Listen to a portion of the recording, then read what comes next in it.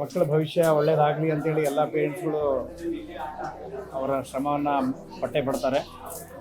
ನಾವು ನನ್ನ ಮಗನ ಉತ್ತಮ ಭವಿಷ್ಯಕ್ಕಾಗಿ ಅವನ ವೈದ್ಯನ ಮಾಡಬೇಕು ಅಂತೇಳಿ ಅವನ ಆಸೆಯನ್ನು ಈಡೇರಿಸಬೇಕು ಅಂತೇಳಿ ನೀಟ್ ಎಕ್ಸಾಮಲ್ಲಿ ಬರೆಸಿದ್ದೀವಿ. ಆದರೆ ನೀಟ್ ಎಕ್ಸಾಮ್ ಎಲ್ಲರೂ ಪಾಸ್ ಆಗಲಿಕ್ಕೆ ಸರ್ಕಾರಿ ಸೀಟನ್ನು ಹೊಂದಲಿಕ್ಕೆ ಆಗಲ್ಲ.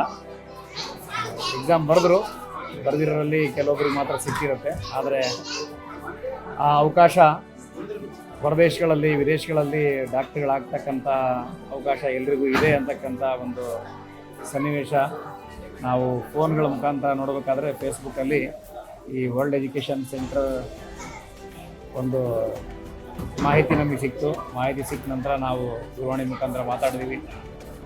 ಸೆಮಿನಾರ್ ನಡೀತು ಹುಬ್ಬಳ್ಳಿಯಲ್ಲಿ, ಅದಕ್ಕೂ ಹೋಗಿ ಅಟೆಂಡ್ ಆದ್ವಿ. ಮತ್ತು ವಿದ್ಯಾಲಕ್ಷ್ಮಿ ಎಕ್ಸಾಮು ಬರೆದ್ರು ಹುಡುಗರು. ಅದರಲ್ಲೂ ಮೇಡಮ್ ಅವರು ಭಾಗವಹಿಸಿರ್ತಕ್ಕಂಥ ಎಲ್ರಿಗೂ ಸ್ಕಾಲರ್ಶಿಪ್ಪನ್ನು ಕೊಟ್ಟಿದ್ದಾರೆ. ನಾವು ಯಾವತ್ತೂ ವರ್ಲ್ಡ್ ಎಜುಕೇಷನ್ ಸೆಂಟ್ರಿಗೆ ಋಣಿಯಾಗಿರ್ತೀವಿ. ಯಾಕಂತಂದರೆ ಮಕ್ಕಳ ಭವಿಷ್ಯ ರೂಪಿಸುವಲ್ಲಿ ಒಳ್ಳೆಯ ಕೆಲಸವನ್ನು ಮಾಡ್ತಾ ಇದ್ದಾರೆ. ಹೀಗೆ ಅವರು ಸದಾಕಾಲ ಕರ್ನಾಟಕ ಹಾಗೂ ಅಕ್ಕಪಕ್ಕದ ಎಲ್ಲ ರಾಜ್ಯದ ನೀಟ್ ಬರೀತಕ್ಕಂಥ ಡಾಕ್ಟ್ರುಗಳಾಗ್ತಕ್ಕಂಥ ಮಕ್ಕಳಿಗೆ ಸುವರ್ಣಾವಕಾಶಗಳನ್ನು ಕೊಡ್ತಾ ಇರಲಿ. ಮಕ್ಕಳ ಭವಿಷ್ಯ ಒಳ್ಳೆಯದಾಗಲಿ. ಇವರೆಲ್ಲ ವಾಪಸ್ ಬಂದು ದೇಶದ ಎಲ್ಲ ಜನರಿಗೆ ಒಳ್ಳೆಯದನ್ನು ಮಾಡಲಿ. ಆ ಒಳ್ಳೆಯದನ್ನು ಮಾಡ್ತಕ್ಕಂಥ ಕೆಲಸದಲ್ಲಿ ಆ ಶ್ರೇಯಸ್ಸು ವರ್ಲ್ಡ್ ಎಜುಕೇಷನ್ಗೆ ಸಿಗುತ್ತೆ ಅಂತ ನಾವು ಭಾವಿಸ್ತೀವಿ. Thank you very much. ಧನ್ಯವಾದಗಳು ಸರ್ ತಮ್ಮ ಅಭಿಪ್ರಾಯ ತಿಳಿಸಿದ್ದಕ್ಕೆ. ಜಿಯಾ, ನೀನು ಜಾರ್ಜಿಯಾ ಜಿಯೋಮಡಿಗೆ ಹೋಗ್ತಾ ಇದೆಯಾ ವರ್ಲ್ಡ್ ಎಜುಕೇಷನ್ ಸೆಂಟರ್ ಮೂಲಕ, ನಿನ್ನ ಅಭಿಪ್ರಾಯ ತಿಳಿಸ್ಕೊಡಪ್ಪ.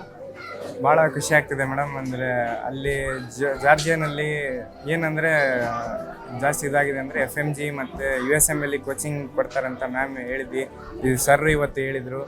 ಅದಕ್ಕೋಸ್ಕರ ಅದು USMLE ಪ್ರಿಪ್ರೇಷನಿಗೋಸ್ಕರನೇ ಜಾಸ್ತಿ ಇದು ಮಾಡಿ ಹೋಗ್ತಾ ಇದ್ದೀವಿ. ವರ್ಲ್ಡ್ ಎಜುಕೇಷನ್ ಸೆಂಟರ್ ಇಂದನೇ ಇದೆಲ್ಲ ನಮಗೆ ಗೊತ್ತಾಗಿದ್ದಿಲ್ಲ. ಅಂದರೆ ಜಾರ್ಜಿಯಾದ ಗೊತ್ತಿದ್ದೇ ಇಲ್ಲ ನಮಗೆ. ಬರೀ ರಷ್ಯಾದು ಅದು ಇದು ಗೊತ್ತಿತ್ತು. ಜಾರ್ಜಿಯಾ ಬಗ್ಗೆ ಏನು ಮಾಹಿತಿನೇ ಗೊತ್ತಿದ್ದಿಲ್ಲ.